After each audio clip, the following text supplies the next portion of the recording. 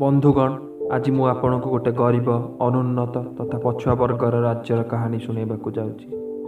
ସେହି ରାଜ୍ୟ ଯେଉଁଟା ଦିନେ ବ୍ୟାପିଥିଲା ଗଙ୍ଗାଠାରୁ ଗୋଦାବରୀ ଯାଏ। ସେହି ରାଜ୍ୟ ଯେଉଁଟା ଦିନେ ଥିଲା ଭାରତର ଅର୍ଥନୀତି ଓ ବାଣିଜ୍ୟର ମେରୁଦଣ୍ଡ। ହଁ, ଏକଥାକୁ ଅସ୍ୱୀକାର କରାଯାଇପାରିବନି ଯେ ବର୍ତ୍ତମାନ ଅର୍ଥନୀତି ଦୃଷ୍ଟିକୋଣରୁ ଆମେ ଭାରତର ଏକ ଗରିବ ରାଜ୍ୟ। କିନ୍ତୁ ସେଇଟା ଯେମିତି ଆମ ମନ ଭିତରେ ଗୋଟେ ହୀନ ମାନସିକତା ସୃଷ୍ଟି କରୁଛି। ଆମେ ନିଜକୁ ଅନୁନ୍ନତ ବୋଲି ଭାବି ନେଉଛେ। କିନ୍ତୁ ମନେ ରଖିବା ଉଚିତ ଯେ ଗୋଟିଏ ଜାତି କେବଳ ଅର୍ଥରେ ଧନୀ ହୋଇନଥାଏ। ଧନୀ ହୋଇଥାଏ ତା'ର ଐତିହ୍ୟରେ, ତା'ର ବିଚାରରେ, ତା'ର ସ୍ୱାଭିମାନରେ। ଆଉ ଆମ ଭିତରେ ସେ ସ୍ୱାଭିମାନଟା ଯେମିତି ଲୋପ ହେଇଗଲାଣି। ନିଜକୁ ଓଡ଼ିଆ କହି ଆମେ ଗର୍ବ ଅନୁଭବ କରୁନେ, ଭୁଲି ଯାଉଛେ ନିଜର ଗାରିମାକୁ। ଓଡ଼ିଶା ବିଷୟରେ ବର୍ତ୍ତମାନ ଆପଣଙ୍କୁ କିଛି ତଥ୍ୟ ଦେବାକୁ ଯାଉଛି। ହୁଏତ ଆପଣମାନେ ଏସବୁ ବିଷୟରେ ଆଗରୁ ଶୁଣିଥିବେ, ହୁଏତ ଭୁଲି ବି ଯାଇଥିବେ, କେବଳ ମନେ ପକାଇ ଦେଉଛି। କିଏ କହିବ ହୁଏତ ଏସବୁ ଶୁଣି ସାରିଲା ପରେ ଆପଣଙ୍କ ମନରେ ଏ ଭାବନା ବଦଳିଯିବ ଯେ ଆମେ ଅନୁନ୍ନତ ନୁହେଁ। ଆପଣ ଗର୍ବରେ କହିପାରିବେ ଯେ ମୁଁ ଓଡ଼ିଆ। ଉତ୍କର୍ଷ କଳାର ଦେଶ ଉତ୍କଳ। ପୁରାଣରେ ବର୍ଣ୍ଣିତ ସୁଦ୍ୟୁମ୍ନଙ୍କ ଦ୍ୱିତୀୟ ପୁତ୍ର ଉତ୍କଳଙ୍କ ନାମ ଅନୁସାରେ ଏହା ନାମିତ। ଉତ୍କଳ ରାଜ୍ୟ ବା ଉତ୍ତର କଳିଙ୍ଗ କିଛି କାଳ ପର୍ଯ୍ୟନ୍ତ କଳିଙ୍ଗଠାରୁ ପୃଥକ ହୋଇ ରହିଥିଲା। ପରେ କଳିଙ୍ଗ ସହ ମିଶି କଳିଙ୍ଗ ଉତ୍କଳ ନାମରେ ନାମିତ ହୋଇ ଏକ ବିରାଟ ରାଜ୍ୟରେ ପରିଣତ ହେଲା। ଶେଷରେ ଉତ୍କଳର ପ୍ରଭାବରେ କଳିଙ୍ଗ ନାମ ଲୋପ ହୋଇ ସମଗ୍ର ଦେଶଟି ଉତ୍କଳ ଦେଶରେ ପରିଣତ ହେଲା, ଯାହାର ବର୍ତ୍ତମାନ ଭୌଗୋଳିକ ସୀମା ସଂକ୍ଷିପ୍ତ ହୋଇ ଓଡ଼ିଶା ହୋଇଅଛି। ଇତିହାସ କହୁଛି ଯେ ପ୍ରାଚୀନ କଳିଙ୍ଗରେ ଉଡ୍ର ନାମକ ଏକ ପୁରାତନ ଜାତି ବସବାସ କରୁଥିଲା। ତେଣୁ ସେହି ଉଡ୍ରମାନଙ୍କ ନାମ ଅନୁସାରେ ଆମ ରାଜ୍ୟର ନାମ ଓଡ଼ିଶା। ଓଡ଼ିଶା ବା ଅତୀତର କଳିଙ୍ଗ ଏହା କେବଳ ଇତିହାସ ବର୍ଣ୍ଣିତ ଗୋଟିଏ ରାଜ୍ୟ ନୁହେଁ, ମହାଭାରତ ଓ ଅନ୍ୟାନ୍ୟ ପୁରାଣରେ ମଧ୍ୟ ଏହାର ବର୍ଣ୍ଣନା ରହିଛି। 1817ରେ ଓଡ଼ିଶାରେ ସଂଗଠିତ ହୋଇଥିବା ପାଇକ ବିଦ୍ରୋହ ଭାରତର ପ୍ରଥମ ସ୍ୱାଧୀନତା ସଂଗ୍ରାମ। 1936 ଏପ୍ରିଲ 1ରେ ଓଡ଼ିଶା ଭାଷାଭିତ୍ତିକ ରାଜ୍ୟ ରୂପେ ଗଠିତ ହେଲା। ଗୋଟିଏ ଦୃଷ୍ଟିରୁ କହିବାକୁ ଗଲେ ଭାରତର ସ୍ୱାଧୀନତା ପାଇବା ପୂର୍ବରୁ ଓଡ଼ିଆ ଜାତି ତା'ର ସ୍ୱାଧୀନତା ପାଇଯାଇଥିଲା। ଓଡ଼ିଶା, ଯେଉଁଠି 60ରୁ ଉର୍ଦ୍ଧ୍ୱ ଜନଜାତି ବାସ କରନ୍ତି, ସେମାନଙ୍କ ଭିନ୍ନ ଭିନ୍ନ ଭାଷା ଓ ଭିନ୍ନ ଭିନ୍ନ ଚଳଣି ଥାଇ ବି ସମସ୍ତେ ଗୋଟିଏ ଓଡ଼ିଆ ଜାତିରେ ବାନ୍ଧି ହୋଇ ରହିଛନ୍ତି। ଭାରତର ମନ୍ଦିର ମାଳିନୀ ସହର ବା ଟେମ୍ପୁଲ ସିଟି ଅଫ୍ ଇଣ୍ଡିଆ ରୂପେ ଖ୍ୟାତ ଭୁବନେଶ୍ୱର ଓଡ଼ିଶାର ରାଜଧାନୀ।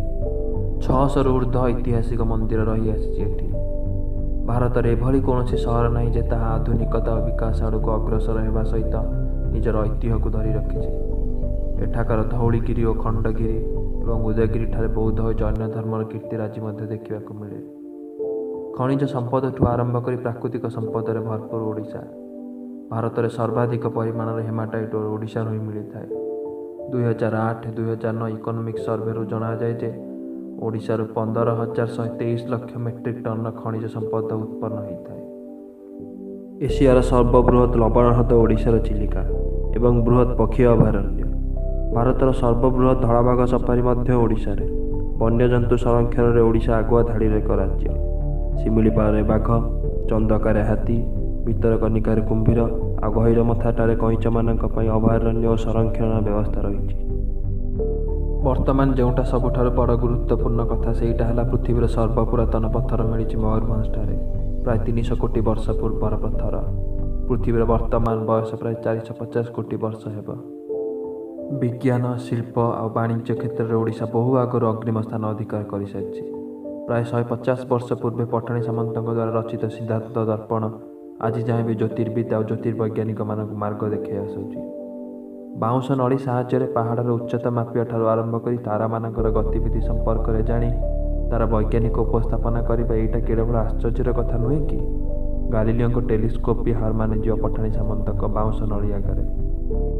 ବାଲେଶ୍ୱରରେ ଅବସ୍ଥିତ ଚାନ୍ଦିପୁର କ୍ଷେପଣାସ୍ତ୍ର ଘାଟି ଭାରତର ବିଜ୍ଞାନ ଓ ପ୍ରଯୁକ୍ତି ବିଦ୍ୟାର ଏକ ପ୍ରୟୋଗଶାଳା କହିଲେ ଅତ୍ୟୁକ୍ତି ହେବ ନାହିଁ। ଏହିଠାରୁ ଅଗ୍ନି, ପୃଥ୍ୱୀ ଓ ଆକାଶପଳି କ୍ଷେପଣାସ୍ତ୍ର ପରୀକ୍ଷଣ କରାଯାଇଛି। ଏଠାକାର ହ୍ୱିଲର ଦ୍ୱୀପ ବର୍ତ୍ତମାନ ରାଷ୍ଟ୍ରପୁରୁଷ ଅବଦୁଲ କଲାମଙ୍କ ନାମରେ ନାମିତ। ହୁଏତ ଏକଥା ଆପଣମାନେ ଜାଣିନଥିବେ ଯେ ଏସିଆର ସର୍ବପ୍ରଥମ ଯୌଥ ଉଦ୍ୟୋଗ ପ୍ରତିଷ୍ଠା ହୋଇଥିଲା ଓଡ଼ିଶାଠାରେ। ଉତ୍କଳ ଟ୍ୟାନେରୀ, ଯାହାର ପ୍ରତିଷ୍ଠାଟା ଥିଲେ ସ୍ୱୟଂ ଉତ୍କଳ ଗୌରବ। ଓଡ଼ିଆ ସାଧବ ପୁଅ କେବଳ କିମ୍ବଦନ୍ତୀର ଗୋଟିଏ ଅଂଶ ନୁହେଁ, ଇତିହାସରୁ ମଧ୍ୟ ପ୍ରମାଣ ମିଳିଛି ଯେ ପ୍ରାଚୀନ ଉତ୍କଳରୁ ଓଡ଼ିଆମାନେ ଜାଭା ଓ ସୁମାତ୍ରା ଭଳି ଦ୍ୱୀପକୁ ଯାଉଥିଲେ ବାଣିଜ୍ୟ ପାଇଁ। ଥରେ ଭାବନ୍ତୁ ତ କିଭଳି ସମୃଦ୍ଧ ଥିଲା ଓଡ଼ିଶାର ଇତିହାସ। ଅତୀତ ଭାରତରେ ଏଭଳି ଭାବେ ବାଣିଜ୍ୟ କରିବାର କୌଣସି ରାଜ୍ୟ ପାଖରେ ସମ୍ଭବ ନଥିଲା। ପର୍ଯ୍ୟଟନ କ୍ଷେତ୍ରରେ ଓଡ଼ିଶା ବିଶ୍ୱ ଦରବାରରେ ବନ୍ଦିତ। ବିଶ୍ୱର ବୃହତ୍ ଆଶ୍ଚର୍ଯ୍ୟମାନଙ୍କ ମଧ୍ୟରେ ସମ୍ମିଳିତ ଓଡ଼ିଶାର କୋଣାର୍କ ମନ୍ଦିର। ସମ୍ପୂର୍ଣ୍ଣ ଭାବେ ସୂର୍ଯ୍ୟଙ୍କ ରଥଢାଞ୍ଚାରେ ନିର୍ମିତ ଏହାର ମୁଖଶାଳା ବିଜ୍ଞାନ ଓ କାରିଗରୀର ଏକ ଉତ୍କୃଷ୍ଟ ନମୁନା ଅଟେ। ତେବେ କଳ୍ପନା କରନ୍ତୁ ଏହାର ମୁଖ୍ୟ ମନ୍ଦିର କିଭଳି ହୋଇଥିବ। ଏହି ରଥର ବୈଜ୍ଞାନିକ ବିଶେଷତ୍ୱ ଏପରି ଯେ ରଥର ଚକା ଉପରେ ସୂର୍ଯ୍ୟ କିରଣ ପଡ଼ିବା ଦ୍ୱାରା ତା ଛାଇ ଦ୍ୱାରା ନିର୍ଣ୍ଣୟ କରିହୁଏ ଦିନବେଳାର ସଠିକ୍ ସମୟ। ଆଶ୍ଚର୍ଯ୍ୟ ଲାଗେ ନା 1200 ଖ୍ରୀଷ୍ଟାବ୍ଦରେ ଏଭଳି ମନ୍ଦିରର କଳ୍ପନା ଓ ସେ କଳ୍ପନାକୁ ସତରେ ରୂପାନ୍ତରିତ କରିବା। ସେଥିପାଇଁ ତ ଦିନେ ମହାତ୍ମା ଗାନ୍ଧୀ ଏହି କୋଣାର୍କ ମନ୍ଦିରକୁ ଦେଖି କହିଥିଲେ, ଏ ଓଡ଼ିଆ ଜାତିର ଶକ୍ତି ଆଉ ସ୍ୱାଭିମାନ ତା ହାତରେ ହିଁ ଅଛି। ସେହିପରି ପୁରୀର ଶ୍ରୀ ଜଗନ୍ନାଥ ମନ୍ଦିର ମଧ୍ୟ ଓଡ଼ିଆ ଜାତିର କାରିଗରୀ ଓ କୁଶଳତାର ଏକ ଜ୍ୱଳନ୍ତ ନମୁନା ଅଟେ। ରତ୍ନଗିରି ଓ ଲଳିତଗିରିର ବୌଦ୍ଧ ବିହାର ମଧ୍ୟ ଭାରତରେ ବୌଦ୍ଧ ଧର୍ମ ପ୍ରସାର କ୍ଷେତ୍ରରେ ମୁଖ୍ୟ ଭୂମିକା ଗ୍ରହଣ କରିଥିଲା। ହୁମାଠାରେ ଅବସ୍ଥିତ ବିଶ୍ୱର ପ୍ରଥମ ଢଳି ଯାଇଥିବା ମନ୍ଦିର ଆଜି ଯାଏଁ ବି ବିଶେଷଜ୍ଞମାନଙ୍କୁ ଆଶ୍ଚର୍ଯ୍ୟଚକିତ କରାଇ ଦେଉଛି। ବିଶ୍ୱର ପର୍ଯ୍ୟଟନ ସ୍ଥଳୀ ଭିତରେ ଇଟାଲୀର ଲିନିଂ ଟାୱାର ପରେ ଏହା ଏକ ଦ୍ୱିତୀୟ ଆଶ୍ଚର୍ଯ୍ୟ। ତେବେ ଏଭଳି ଅନେକ ପର୍ଯ୍ୟଟନ ସ୍ଥଳୀ ଓ ରହସ୍ୟମୟ ସ୍ଥାନ ରହିଆସିଛି ଓଡ଼ିଶାରେ, ଯେଉଁଠିକୁ ଦେଶ ବିଦେଶର ପର୍ଯ୍ୟଟକମାନେ ଧାଇଁ ଆସନ୍ତି। ପିପିଲିର ଚାନ୍ଦୁଆ, ରଘୁରାଜପୁରର ପଟ୍ଟଚିତ୍ର, କଟକର ତାରକାସି ଆଜି ବି ଗୋଟେ ଗୋଟେ ସଚ୍ଚା ନମୁନା ଓଡ଼ିଆ କାରିଗରୀର। ଆଉ ବି କେତେ ରହିଯାଇଛି ଓଡ଼ିଆ ଜାତିର କଳା, ସେସବୁକୁ କହିଲେ ହୁଏତ ଶବ୍ଦ ସରିଯିବ, କିନ୍ତୁ ସରିବନି ଏ ଜାତିର ଭାସ୍କର୍ଯ୍ୟ। ଆଉ ଓଡ଼ିଶାର ମହାପୁରୁଷଙ୍କ କଥା ବା କ'ଣ କହିବି, କାହା କଥା ବା କହିବି? ଏ ଜାତି ତ ସୃଷ୍ଟି କରିଛି ଲକ୍ଷ ଲକ୍ଷ ଯୁଗ ପୁରୁଷଙ୍କୁ। ଥରେ ଭାବନ୍ତୁ ତ, ଯେଉଁ ଜାତିର ଇତିହାସ ଏତେ ଗୌରବମୟ, ଏତେ ସମୃଦ୍ଧମୟ, ଯାହାର କଳା ଆଉ ସ୍ଥାପତ୍ୟ ବିଶ୍ୱବନ୍ଦିତ, ଯେଉଁଠାରେ ପ୍ରତିଷ୍ଠା ହୋଇଥିଲା ଏସିଆର ସର୍ବପ୍ରଥମ ଯୌଥ ଉଦ୍ୟୋଗ। କେଉଁ କ୍ଷେତ୍ରରେ ଆମେ ଅଗ୍ରଣୀ ନଥିଲେ? କଳା, ସଂସ୍କୃତି, ବିଜ୍ଞାନ, ଶିଳ୍ପ, ବାଣିଜ୍ୟ ସବୁ କ୍ଷେତ୍ରରେ ସମୃଦ୍ଧମୟ ଥିଲା ଏ ଜାତି। ହେଲେ ଦୁର୍ଭାଗ୍ୟର କଥା, ଆମେ ଭୁଲି ଯାଉଛେ ଏହାର ଗୌରବମୟ ଇତିହାସକୁ, ରକ୍ଷା କରିପାରୁନି ଏ ଜାତିର ସମ୍ମାନକୁ। ଯେଉଁ ଜାତିର ଭାଷା ପ୍ରାୟ 1500 ବର୍ଷରୁ ଅଧିକ ପୁରୁଣା, ସେହି ଓଡ଼ିଆ ଜାତିର ପରିଚୟ ଦେବାକୁ ଆମେ କୁଣ୍ଠାବୋଧ କରୁଛେ। କାହିଁ ଭୁଲି ଯାଉଛେ ତା'ର ସ୍ୱାଭିମାନକୁ? ଯେଉଁ ଜାତି ନଅଙ୍କ ଦୁର୍ଭିକ୍ଷ ବୋଲି ଦୁର୍ବିପାକକୁ ଏଡ଼େଇ ଆସିଥିଲା, ଯେଉଁ ଜାତି ଚଣ୍ଡାଶୋକକୁ ଧର୍ମାଶୋକରେ ପରିଣତ କରିଥିଲା, ଯେଉଁ ଜାତି ଦୀର୍ଘ 300 ବର୍ଷ ଧରି ବୈଦେଶିକ ଶତ୍ରୁମାନଙ୍କ ସହିତ ଲଢ଼ି ସେମାନଙ୍କୁ ପରାସ୍ତ କରିଥିଲା, ସେହିଭଳି ଶକ୍ତିଶାଳୀ ଜାତି ଆଉ କାହିଁ ବା ଥାଇପାରେ? ତଥାପି କ'ଣ ଆମେ ଗର୍ବ କରୁଛେ ଆମ ଓଡ଼ିଶାକୁ ନେଇ? ଆଜି ବି ଆମ ଜିଭ ଲେଉଟେନି ଗର୍ବରେ ନିଜକୁ ଓଡ଼ିଆ କହିବାରେ।